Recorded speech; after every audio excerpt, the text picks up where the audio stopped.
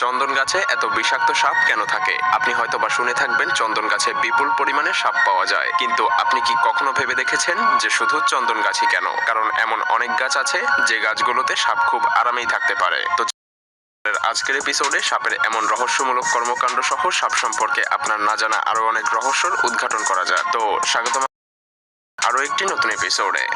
অনেকের মনে প্রশ্ন জাগে, সাপের তো পা নেই, তাহলে সাপ কিভাবে তার গর্ত তৈরি করে? কারণ আমরা বেশিরভাগ সময়ই সাপকে গর্ত থেকে বের হতে দেখি, তাই খুব সহজেই আমরা মনে করি সাপ নিজের গর্ত নিজেই তৈরি করে। সত্যি বলতে সাপ কখনো নিজের ঘর নিজে তৈরি করতে পারে না। মূলত সাপ ইঁদুর তাড়া করতে করতে ইঁদুরের গর্ত পর্যন্ত পৌঁছে যায়, আর এরপর সাপ ইঁদুরটিকে খেয়ে ফেলে। তো বুঝতেই পারছেন, সাপ যেহেতু সেই গর্তের মালিককেই খেয়ে ফেলেছে, তাহলে তো আর সেই গর্ত খালি ফেলে রাখা যায় না। আর এভাবেই সাপ এক ঢিলে দুই পাখি মারে।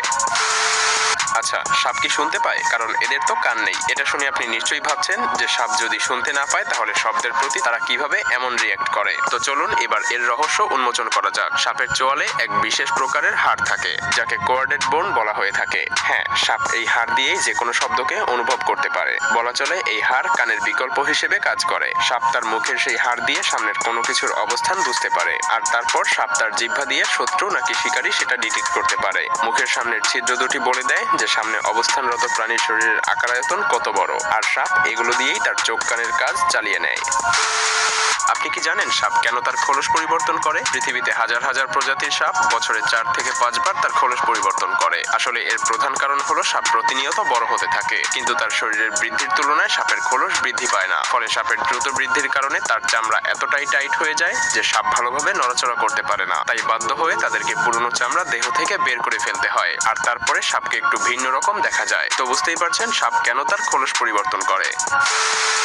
আচ্ছা, কোনো সাপ যদি আপনার পেছনে তাড়া করে, তাহলে আপনি কি সেই সাপের সাথে দৌড়ে পেরে উঠবেন? হ্যাঁ, অনেক প্রজাতির সাপ আছে যার সঙ্গে আপনি পেরে উঠবেন। তবে আমাদের পৃথিবীতে এমন অনেক প্রজাতির সাপ রয়েছে যেগুলোর সাথে দৌড়ানোর কথা তো দূরে থাক, আপনি সেগুলো কল্পনায়ও আনতে পারবেন না। পৃথিবীর সব থেকে দ্রুতগতি সাপের কথা বললেই প্রথমে বলতে হয় ব্ল্যাক মাম্বার কথা। পৃথিবীর সব থেকে দ্রুতগতির এই সাপ প্রতি ঘন্টায় 20 কিলোমিটার বেগে ছুটে চলতে পারে। তো বুঝতেই পারছেন, এই প্রজাতির সাপ যদি আপনার পেছনে তাড়া করে তাহলে স্বাভাবিকভাবেই বলা যায় আপনার আর রক্ষা নেই। তবে সৌভাগ্যবান হলে আপনি বেঁচে যেতেও পারেন। তাছাড়া এই সাপের বিষ এতটাই বিষাক্ত যে মুহূর্তের মধ্যেই একজন পূর্ণাঙ্গ মানুষকে মেরে ফেলতে সক্ষম।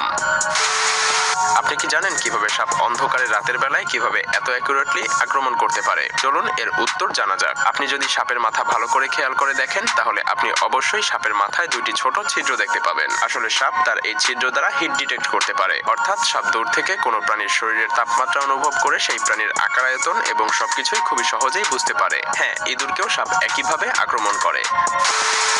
আপনি কয়টি প্রজাতির সাপ সম্পর্কে জানেন? একটি, দুটি, তিনটি, সর্বোচ্চ 10টি সম্পর্কে জানেন। কিন্তু জানলে অবাক হবেন যে আমাদের পৃথিবীতে প্রায় 3386 প্রজাতির সাপ রয়েছে। এগুলোর মধ্যে এমন কিছু সাপও রয়েছে যেগুলো হিমালয়ের পাহাড়ি অঞ্চলে 16,000 ফিট উচ্চতায় বসবাস করে। এই সাপগুলোকে বলা হয় হিমালয়ান পিট ভাইপার। আবার আপনি এটাও ভাবতে পারেন যে সাপ হয়তো মাটিতে থাকতে সব থেকে বেশি পছন্দ করে, কিন্তু না, সব প্রজাতির সাপ একরকম নয়। কিছু সাপ পানিতে থাকতেও ভালোবাসে, আর কিছু সাপ গাছে থাকতে ভালোবাসে। আর সাপের এমন বৈচিত্র্য প্রায়ই দেখা যায়।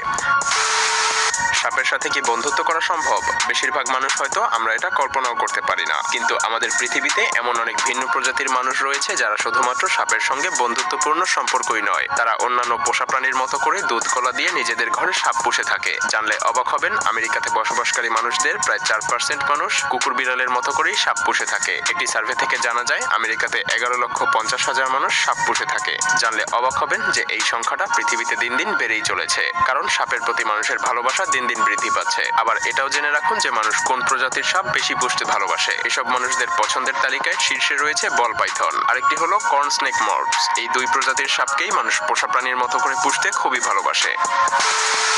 আপনি যদি ভালো করে খেয়াল করেন তবে দেখবেন চন্দন গাছগুলোতেই বেশিরভাগ সাপ দেখতে পাওয়া যায়। একটু ভালো করে খেয়াল করলে দেখতে পারবেন যে এসব সাপ চন্দন গাছের উপরের অংশের পরিবর্তে নিচের অংশে থাকে। এর কারণ কি জানেন? সাপ আসলে শীতল রক্ত বিশিষ্ট প্রাণী। তারা ঠান্ডা জায়গাতে থাকতে পছন্দ করে, আর চন্দন গাছের নিচের অংশ অনেক বেশি ঠান্ডা হয়। তো বুঝতেই পারছেন সাপ কেন চন্দন গাছকে এতটা পছন্দ করে। আবার অনেকেই মনে করে চন্দন গাছের সুঘ্রাণের কারণে সাপ আকর্ষিত হয়ে চন্দন গাছের কাছে চলে আসে। আসলে এর তেমন কোনো বৈজ্ঞানিক ব্যাখ্যা পাওয়া যায় না, কারণ সাপের ঘ্রাণ নেওয়ার নেওয়ার শক্তি খুবই কম। সাপ মূলত তার সামনের সবকিছু জিহ্বা দ্বারা অনুভব করে। সাপ তার জিভ দ্বারা সামনে কোনো বিপদ আছে কিনা সেটার সিগন্যালও পেয়ে যায়। আর সাপ ঠিক তার জিহ্বা দিয়েই চন্দন গাছ খুঁজে বের করে, কারণ সাপ এসব গাছের নিচের অংশে অনেক বেশি শীতলতা অনুভব করে। আর তাই চন্দন গাছ কাটার সময় নিচের অংশের পরিবর্তে উপরের অংশ থেকে কাটা শুরু করা হয়। কারণটা নিশ্চয়ই বুঝতে পারছেন।